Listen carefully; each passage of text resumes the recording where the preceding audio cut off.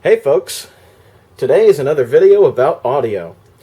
What you're looking at is an absolute nostalgia trip for me. This is a Prism D-series cassette. These were an instant start cassette, which means that they didn't have any leader tape in them. And I would assume they were a low-end tape of the time. I had one of these in the late 90s and early 2000s, and I think even I got it used. So my guess is that these were sold for things like dictation and answering machines and stuff like that. But at the same time, this is a 90-minute tape, and I would assume for an answering machine you'd have a tape that was much shorter, like a 15 to 30-minute tape. So I don't know, probably for long meetings or something is what this was intended for, so you could just sit down in a business meeting, hit the record button on the cassette recorder, and record the meeting so that you didn't have to take minutes, and you could take the minutes later when you had some extra time on your hands, or just send it off to the secretaries or whatever to have them do it.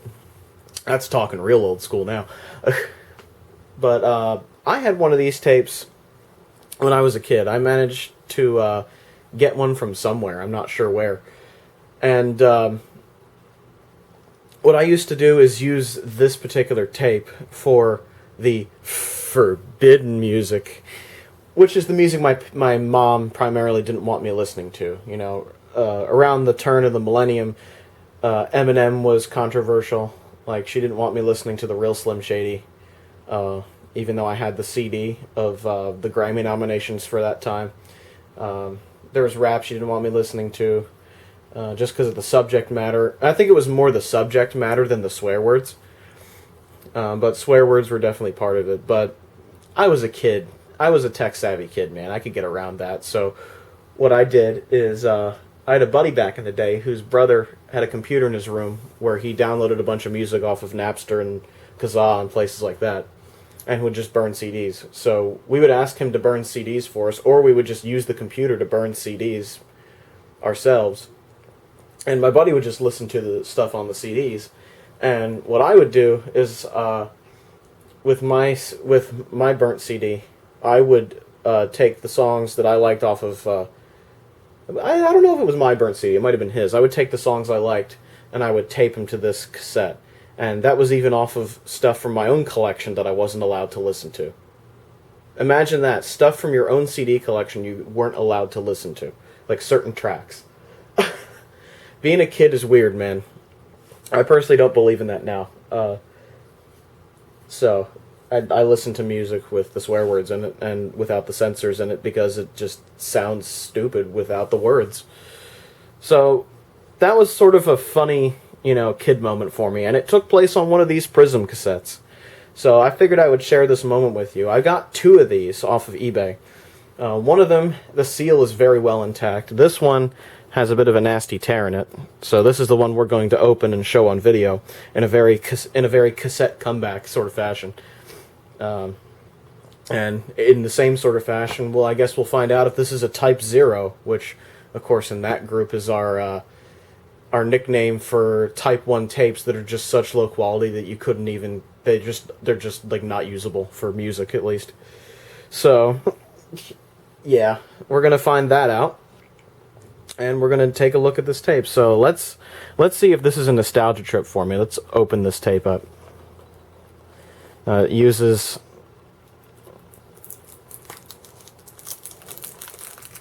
Looks like it used to use like a... Oh, this is exactly what I used to have. Oh, man. Nostalgia trip. Wow, this part of the case is a little bit mangled there. It's broken. Yeah. Yeah, it doesn't even open properly. Yep, this is exactly the tape that I used as a kid to put the forbidden music on. And as you can see, it's definitely instant start, because there's no leader tape at all in that. Did it come with labels? I guess not, since there's already some on the tape, but you can see it's meant for dictation, because date and time. Practically just nothing on the back. So very, very simple cassettes. These are Chinese-made cassettes from, I think, the 90s.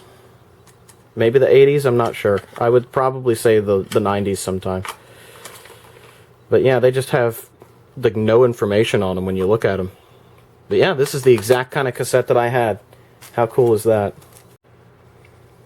Here's the other one I managed to get a hold of that's in much better shape. This is the one I'm going to leave sealed until I really want to use it. But yeah, look at that. I really like the color scheme of these cassettes. They look good. Look at that. Now, the specs of this cassette are rather unremarkable. It's just a Type 1 cassette, 45 minutes on each side, 90-minute tape, normal bias, Type 1 tape. These have a lifetime warranty. Prism Magnetics was in California, so it's a U.S. company, but the cassettes were made in China. They have a lifetime guarantee. I wonder if Prism still exists. Prism cassettes provide instant recording and playback capabilities. This cassette tape has been formulated to produce high-quality recordings on all cassette recorders and decks. Well, we'll see how true that is when we give this one a test here. I remember it sounding pretty good back in the day, but at the same time, I used Sony boomboxes to record onto this tape. I had a in around the year 2000, I had a Sony boombox that was the yellow sports variety. Remember those? It had a pretty decent cassette deck in it, so I used that to record the radio, record CDs, things like that. So that's primarily how I recorded onto this, was using nothing nice. So I don't think it best represented the kind of I don't think it best represented this tape. Now that I have things like Technics, Nakamichi, NAD cassette decks, I think now we can actually see how good this cassette really is. So what I'm going to do is show recording onto this cassette, and then we'll play it back and see how good it is. But before we do that, let's take a look at the cassette itself. It's a screwed shell, which, you know, that's personally my favorite type, because if the shell ever goes bad or something gets stuck in it, you can take the tape out and move it to another shell really easily without destroying the shell. And you can not modify, but you can maintenance the cassette without having to destroy the shell and put it in a new one. Although welded shells are a little bit more tight and stable, but I just don't like them. So I like the fact that this is screw shell. Now the tape itself, turn a light on here.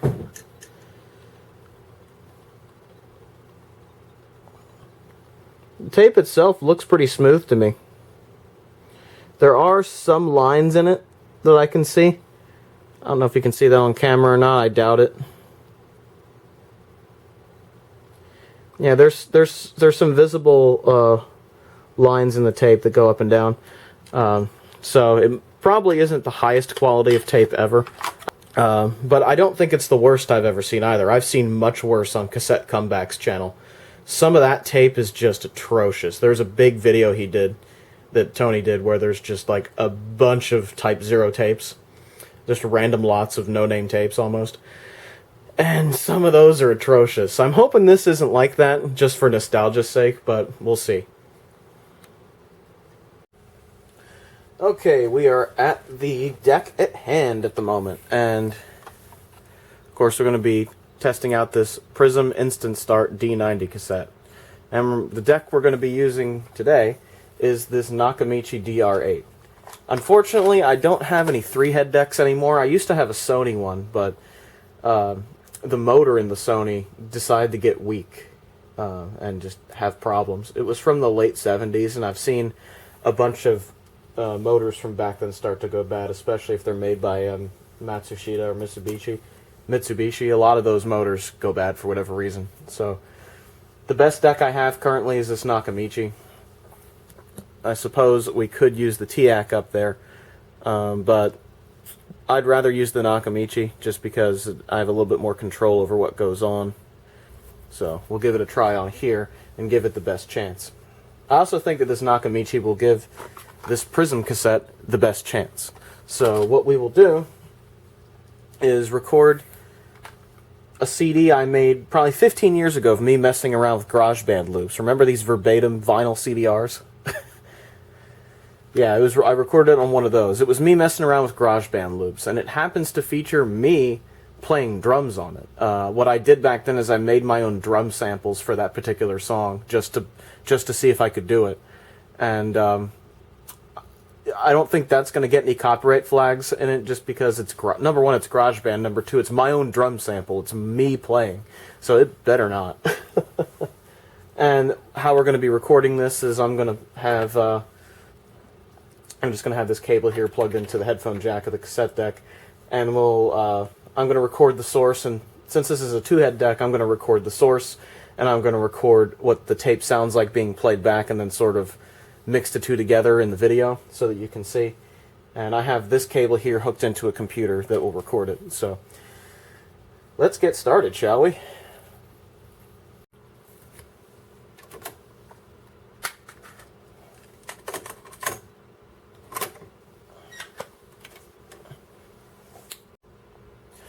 Okay, so this is how we're going to deal with this tape. So we're going to give it the most natural chance it has. So we're not going to use Dolby, we're not going to use DBX, we're not going to use any kind of noise reduction. We're just going to hear what the tape sounds like raw when it's recorded to, which is the way I recorded as a kid, because boomboxes generally didn't have Dolby or any sort of noise reduction at all, especially in the late 90s and early 2000s. So we're going to be recording it the same way that I did back in the day. This deck isn't really that well tuned for adjusting bias or anything like that. I have the fine bias tune there. But what we're going to do is just give it a complete neutral recording and see what it does with it. So, without further ado, why don't we give this thing a test? The one change I'm going to make is instead of using the headphone jack of the cassette deck, I'm going to use the headphone jack of the amplifier, just because I can control the level a little bit easier with this volume knob here, so I don't clip my laptop. So I have everything set flat. I have nothing unusual turned on. Let me turn mono off there on the receiver. So everything's set flat, not like it usually is. Nothing is modified. There's no sound enhancement. There's nothing. It's just straight sound. So it's the same as if it were here, but I can control the level using the main volume knob. So we'll do it that way. This is about where I'm going to level the tape out, where it goes a little bit above 0, peaks at maybe around 3. So it'll push the tape a little bit, but not a whole lot. So we'll see if it distorts or not in the playback. Now I could level it down a little bit so that it's more like, at 0, which might give it a better chance. But I'm going to bring it up just a tad, like maybe to 1 or 2 right there, and just have it slightly peak into 3. So that's the leveling I'm going to use, and we'll see how that sounds. Now the one thing I'm going to warn about is that the recording itself that I made like 15 years ago or so, there is some buzzing in it because of the microphone setup I was using. That's just part of the recording. That has nothing to do with the audio setup here. So just so that you're aware, that is how it's working.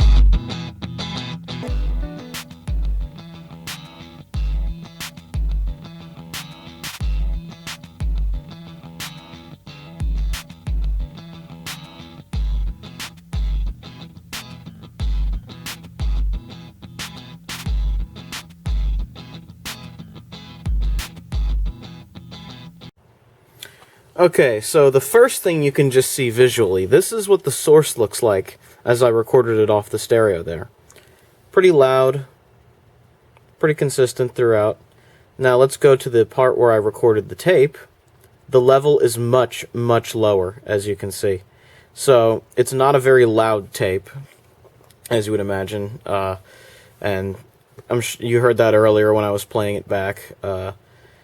Not a very loud tape. The beginning of it had a bunch of dropouts in it. It improved as it went on, though. It was almost like how on a record, sometimes you get a bunch of, crackle and static at the beginning, and then it levels out afterwards. It sort of did that with this tape. But the sound appeared to be kind of muffled. It was missing a lot of high end. Which, I've heard tapes that have a lot more high end than this, so... Is this a Type 0? I don't know. I would call it marginal at best, as far as whether it's a Type 0 or not. I would say it's a very good Type 0 and a very crappy Type 1. That's my rating of this tape. It's not exactly something you want to use for something important. This is like something, like I said, it seems like their target market for this tape was correct, where it was just dictation and things like that.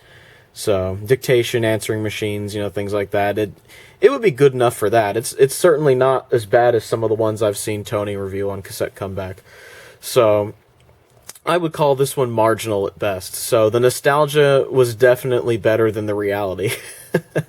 I remember it sounding slightly better than this back in the day, but honestly, that could have just been the fact that I was listening to it on equipment that really wouldn't have revealed the nastiness that this tape really has in it. So, yeah, there you have it.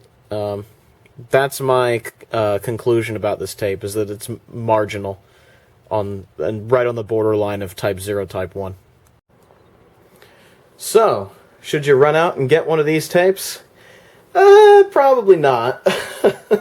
As you hear, they're not that great, but I appreciate this tape just because of the nostalgia and what I used one of these tapes for when I was a kid.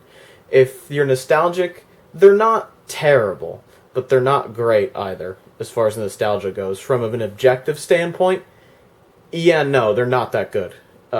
If you want something to run around with a shoebox recorder and just record voice with, this is fine for that, but for anything but dictation, not the best. Not the best at all. So, I wouldn't run out and get one of these, but I thought I'd cover this cassette just because it had some very nostalgic value to me, and I thought maybe you guys would want to see it. So, yeah, I hope you guys enjoyed this video. If you want to get a hold of me via social media, all the links for that are down in the description, and if you'd like to join my Discord community, that link is also in the description. Have a good one, everybody. Ciao.